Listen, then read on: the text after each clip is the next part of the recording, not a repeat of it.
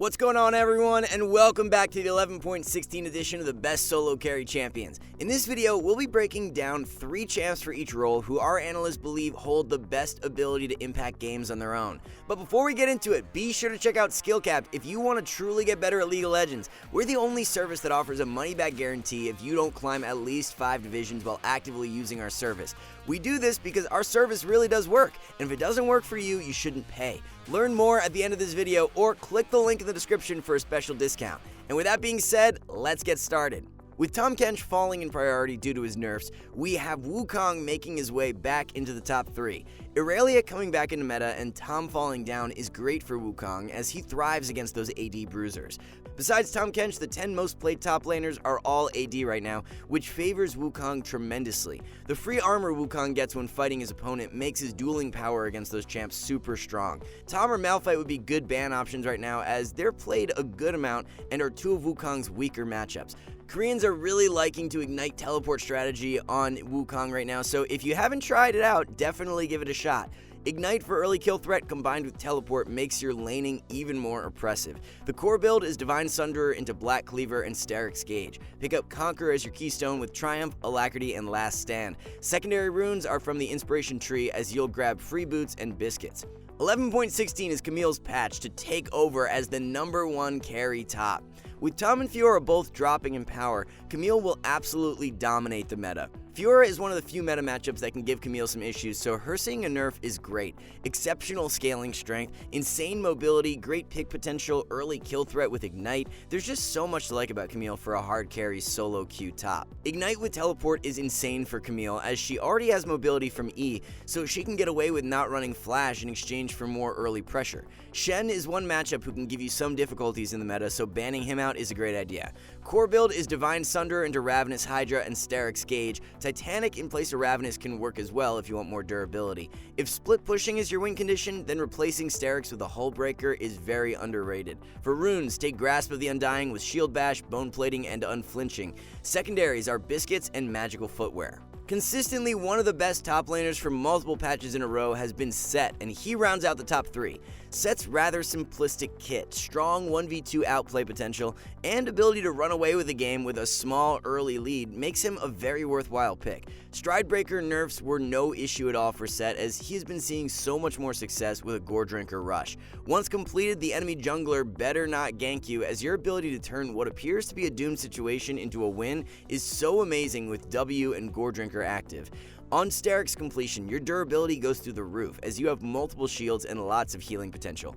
Round the core build out with a Titanic Hydra 3rd. All the health stacks from those 3 items gives you lots of bonus AD due to the Titanic Hydra passive. Conqueror is Set's best keystone with Triumph, Alacrity, and Last Stand. Pick up Resolve secondary, opting for Second Wind and Revitalize. Xin Zhao and Lee Sin are on the receiving end of nerfs for 11.16, so Viego rises up even further and will take over the jungle meta. The skirmish potential Viego possesses, especially at level 6, makes him such a great solo queue pick. Passive procs are insanely impactful on those 2v2s and will single-handedly shift the momentum of games. Ever since Divine Sunderer was buffed, Viego's new Bruiser build has put him on another level. At least with the Kraken build, you had the ability to burst Viego out if he made a mistake, but that's way less doable now with the Divine Steric's build. Wit's End is even super broken at the moment and should be your second purchase when up against at least 2 AP threats. Sample core build is Divine Rush into Blade of the Ruined King 2nd and Steric's 3rd. Swap that Bork for Wits though in the correct situations. Rune Page is pretty simple as you'll run Conqueror with Triumph, Alacrity, and Coup de Grace. For secondaries, High Elo Viegos favor Inspiration over Domination, running Free Boots and Cosmic Insight. Kha'Zix has been so close to breaking through as one of the best junglers, and that time has come for 11.16. When it comes to assassin junglers, Ka is far ahead of the competition. Kha'Zix's ability to extend the lead and trap the enemy jungler is exceptional.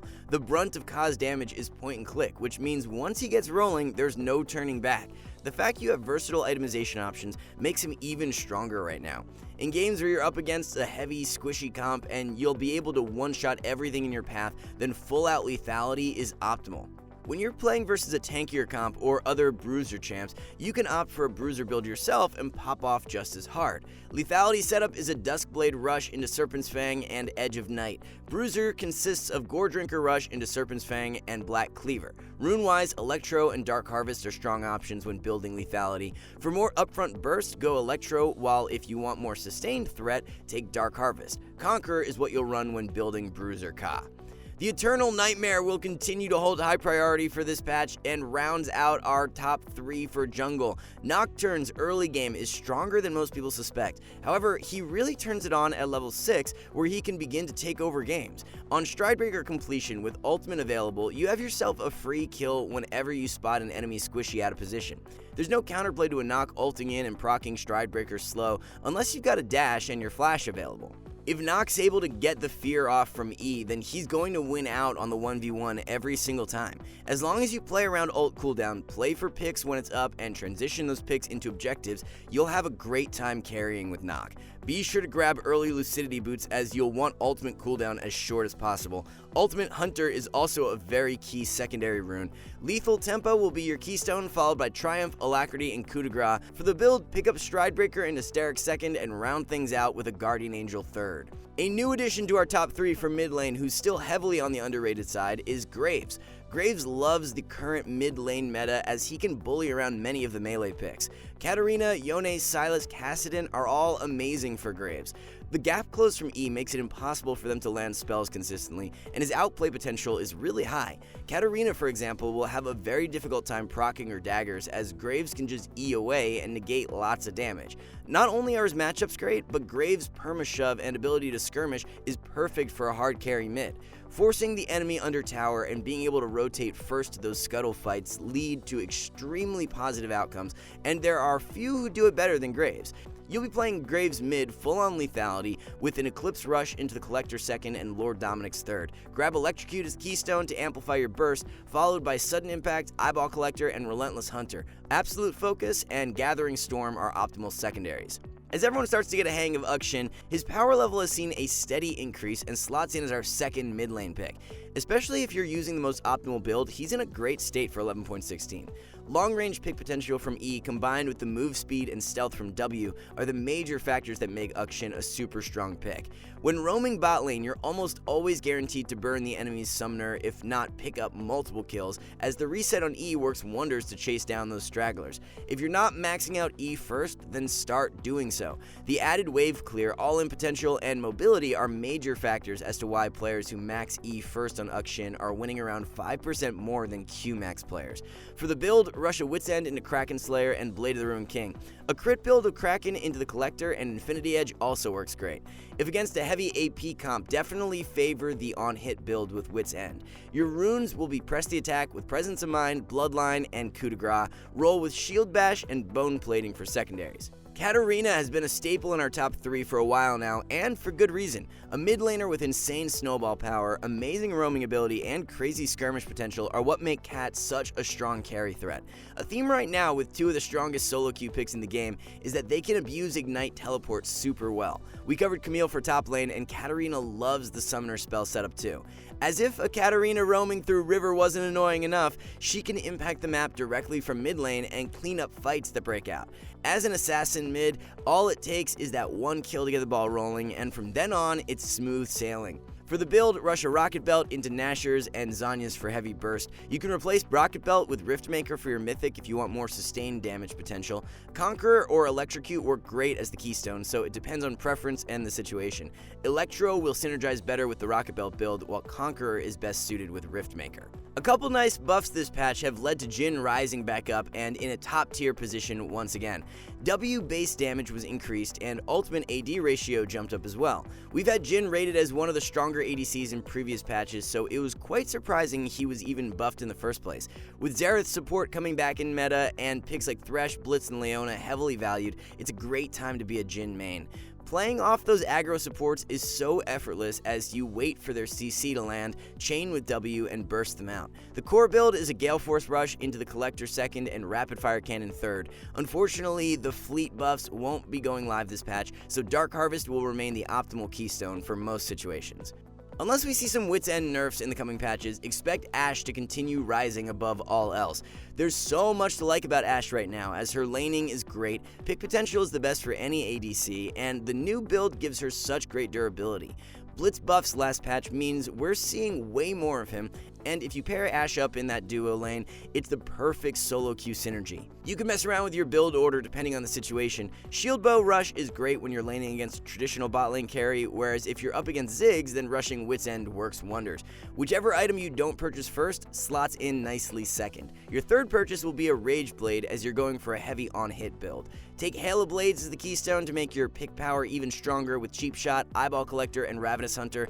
Run Biscuits and Approach Velocity for secondaries. Despite the nerf this patch, our analysts still see Ziggs as a top 3 bot lane pick. E damage and slow are down, while the mana nerf from 11.14 has been reverted. Due to how strong of a state Ziggs has been in recently, we just can't see the E nerf being impactful enough to cause a significant drop in power. With Lulu nerfed this patch, the support meta shifts even further in Ziggs' favor. Aggro supports are dominating right now, and a Ziggs with Leona or Blitzcrank is such a potent 2v2. The poke from Q allows Ziggs to sit back and farm safely while chunking the enemy out at the same time. Running Teleport as the secondary summoner allows you to trade evenly.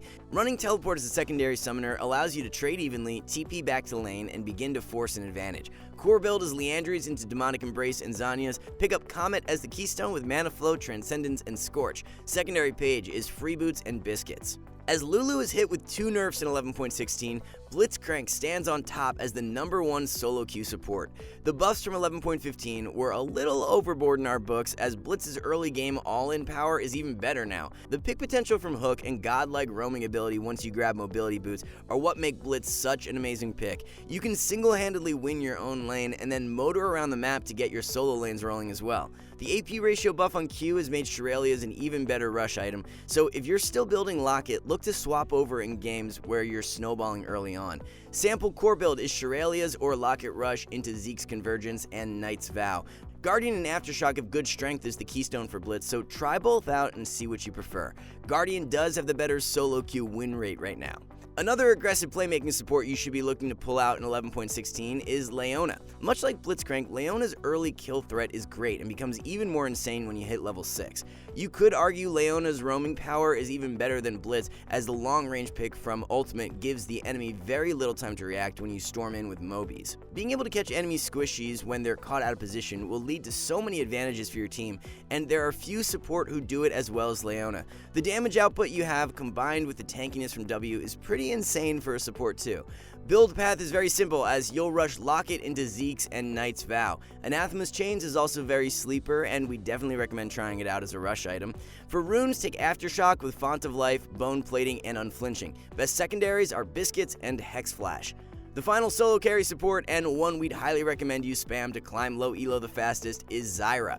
Zyra has quietly been one of the stronger support picks ever since her buffs a few patches back.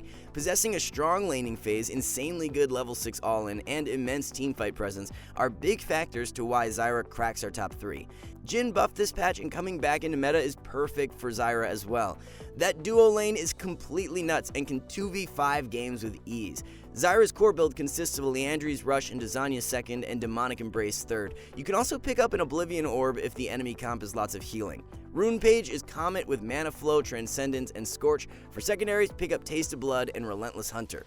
Alright guys, before we wrap this up, let's tell you a little bit more about SkillCapped. So, we offer a 5-division rank up guarantee, and think that's a pretty crazy thing to offer. It's like a gym membership guaranteeing you'll get ripped. Your local gym would go bust if they offered that, right? Not us. We've offered this for years because our service really does work. It works so well, in fact, that we're able to produce by far the largest catalog of premium league guides on the internet. We add over 20 videos a week with over 1,600 guides curated into over 100 courses no one can compare. We've also sent challenger players into ELO Hell 629 times and counting, where they commentate how to carry live. They also respond to all questions asked. Sign up today for as little as $4.99 a month if you're serious about improving. So those are the top 3 champions to hard carry games for 11.16. Good luck out there this patch, and we'll catch you in the next one.